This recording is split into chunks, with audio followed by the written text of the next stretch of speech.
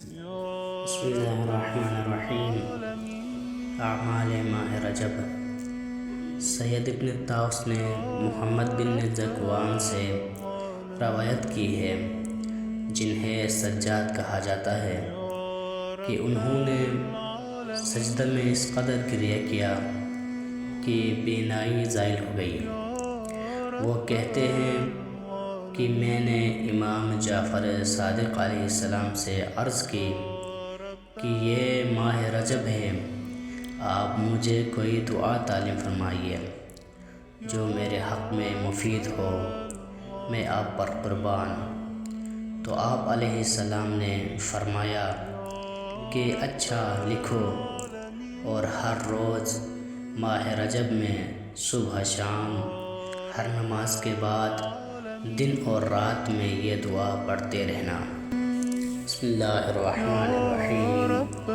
یا من ارجوه لکل خیر وآمن سخطه عند کل شر، یا من یعطی الکثیر بالقلیل، یا من یعطی من سألہ، یا من یعطی من لم یسألہ ومن لم یعرفہ تحننا منہ ورحمہ، اعطنی بمسألتی ایاک جمیع خیر الدنیا وجمیع خیر الآخرہ، واصرف عنی بمسألتی ایاک جمیع شر الدنیا وشر الآخرہ، فإنہ غیر منقوص ما عطیت وزدنی من فضلک یا کریم۔